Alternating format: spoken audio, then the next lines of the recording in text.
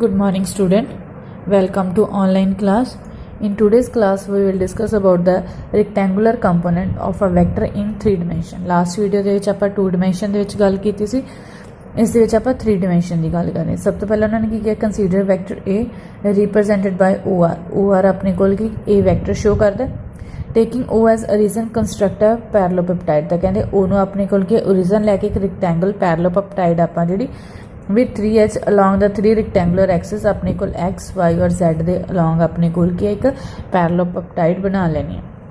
कहते जो अपने को a वेक्टर है डायगोनल अपने को विकर्ण है parallelepiped दा whose intercept along x, y and z axis। तो अपने को x axis दे विच ax होएगा, y दे विच अपने को ay होएगा और z दे विच अपने को az 3 rectangular component लए हुए ने a वेक्टर दे। देन अपने को triangle law they according OR equal आएगा अपने को OT plus TR they, but इत्थे अपने को TR है उसकी कोई वैल्यू नहीं, तो TR ਨੂੰ ਆਪਾਂ नीचे देखिए एक पैरेललोग्राम बनती है उस अकॉर्डिंग जो अपना OT है एक डायगोनल है। देन ਉਹਦਾ रिजल्टेंट क्या आएगा अपने को OS plus OP equals to अपने को OT। तो उन्होंने लिया हुआ OT equals to OS plus OP।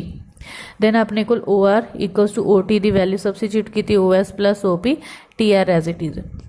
Then उस तो बाद जो आप देखिए ये वाला TR है वो अपने को OQ दे इक्वल है, तो उस आप TR इक्वल्स टू OQ लैके TR की जगह तो OQ सबस्टिट्यूट किया। देन OS अपने को की है AZ, देन अपने को OP AX है एंड OQ अपने को AY। तो A इक्वल्स टू आ गया अपने को AX plus AY plus sorry AX plus AY और आप सीक्वेंस किया AX plus AY plus AZ।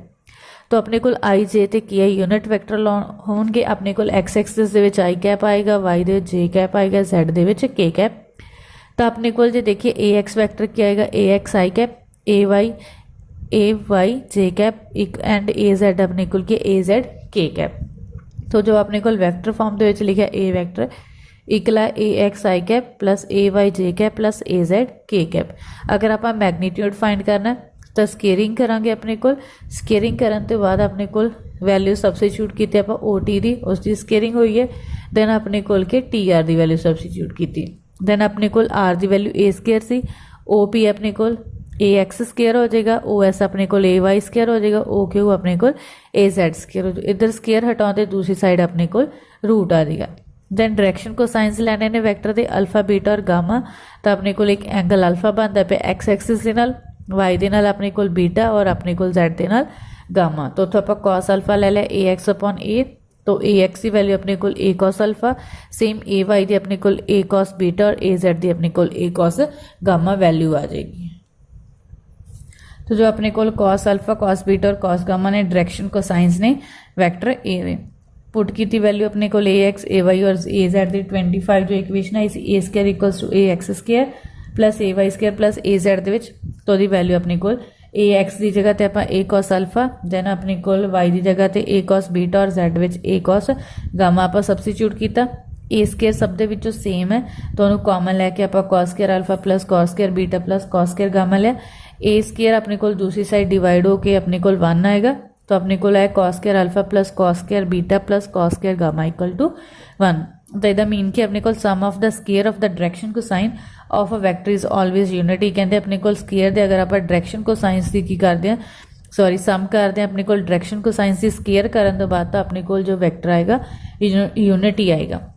Then position vector space के लिया, तो स्पेस के अपने को एक्स वाई और जेड तीनों कोआर्डीनेट्स होंगे ने, तो कंसीडर कर लिया पार्टिकल अपने को स्पेस के है किसी टी टाइम के उपर अपने को पी पॉइंट के उपर, तो पी के उपर वो जोड़े होंगे पोजीशन कोआर्डीनेट्स होंगे एक्स वाई और जेड होंगे, ठीक है। 3 म्यूचुअल परपेंडिकुलर एक्सिस तो होंगे अपने को वो अपने को ओरिजिन ले लिया एक्स वाई जेड।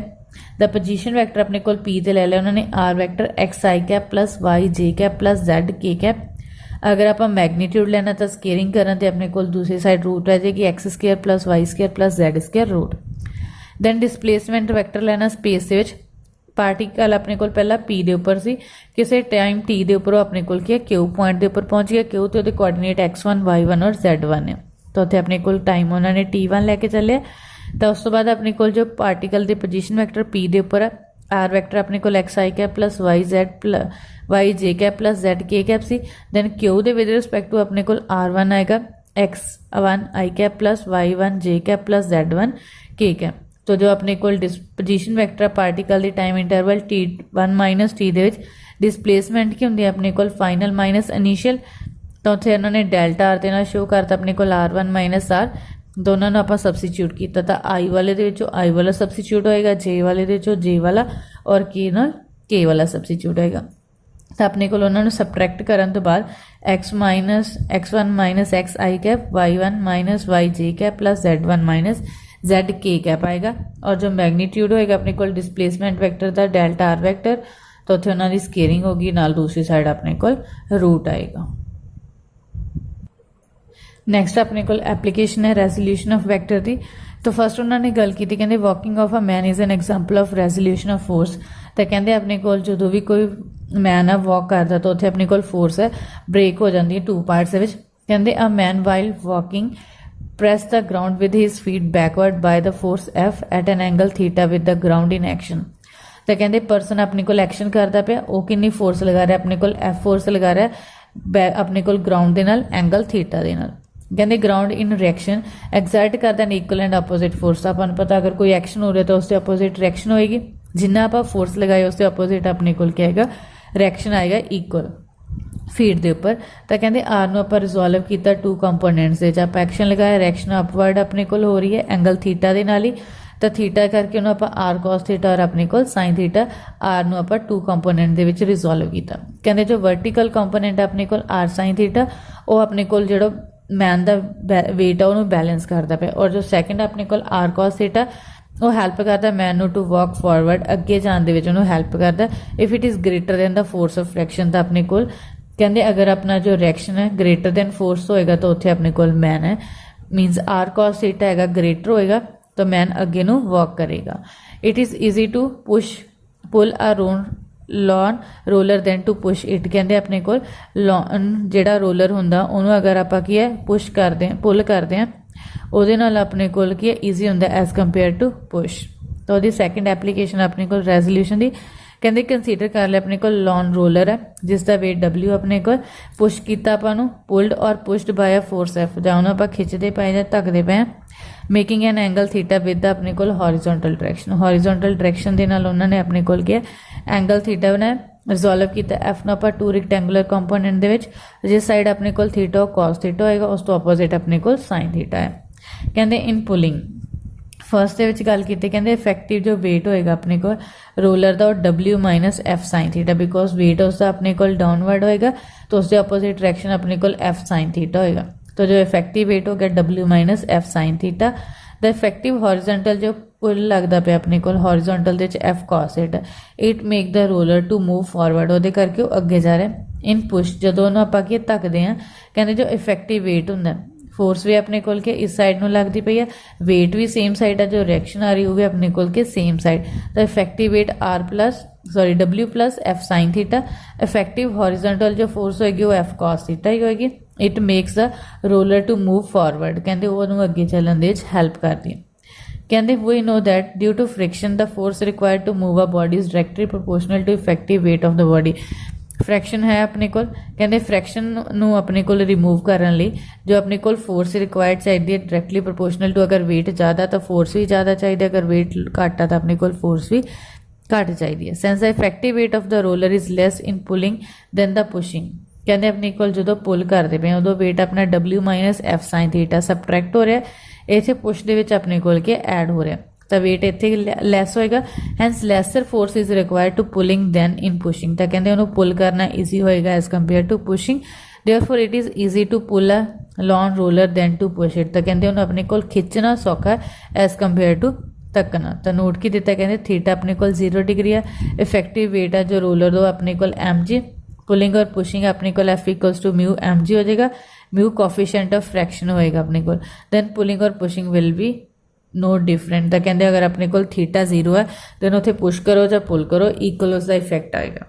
दैन अपने को वैक्टर एडिशन हो रही है when vectors are in term of rectangular component की फॉर्म के ना तो एडिशन किवें होगी कंसीडर कर लिया 2 वैक्टर A एंड B ने XY प्लेन दे विच A अपने को की है AXI plus AYJ cap B अपने को BXI plus BYJ cap. R अपना रिजल्टेंट होएगा ए एंड बी का, तो R equals to A plus B, A की वैल्यू सबस्टिट्यूट की, बी की वैल्यू सबस्टिट्यूट की, तो इत्थे अपने को जो एडिशन और सबट्रैक्शन होएगी वो अपने को सेम वैक्टर की आई वाले की इकट्ठी होएगी, जे वैक्टर्स वाले की इकट्ठी, तो उन्होंने आई वाले किए ए एक्स प्लस बी एक्स आई कैप, ए वाई प्लस बी वाई अपने को जे कैप आ गया। दैन अपने को आर एक्स है एंड आर वाई कंपोनेंट ले लिया, आप आर भी टू पार्ट से स्प्लिट कर लिया, आर आ गया अपने को आर एक्स आई कैप प्लस आर वाई जे कैप, तो दी वैल्यू सबस्टिट्यूट की थी आर दी इक्वल टू अपने को सैकेंड साइड आई और जे वाले पे ने, तो अगर अपने को आर एक्स नू कंपेयर करना अपने को A x plus B x आएगा, और अगर आप वाई वाले नू कंपेयर करना तो A Y plus B Y अपने को रिजल्ट आ जाएंगे। इट मीनस कि कहते each component of the resultant vector are is the sum of the corresponding component of A and B, कहते जो अपने को आर एक्स है वो एक्स वाले कंपोनेंट्स नाल ही आएगा, और जो वाई है अपने को वो भी वाई वाले नाल आएगा। कहते if we take two vector in the 3 dimension ਦੇ ਵਿੱਚ ਲੈ ਰਹੇ ਹਾਂ, ए अपने को A x I cap, A Y J cap plus A Z अपने को के कैप, सेम बी अपने को लिया, उन्होंने रिजल्टेंट लेना तो अपने को तीनों एंगल्स अपने को वैक्टर्स की ने डिफरेंट आर एक्स के विद रिस्पेक्ट टू अपने को A x plus B x आएगा, आर वाई के इक्वल अपने को ए वाई प्लस बी वाई, और आर जैड के इक्वल अपने को ए जैड बी जैड आएगा। तो इस तरीके नाल आपां वैक्टर्स की एडिशन कर सकते हैं।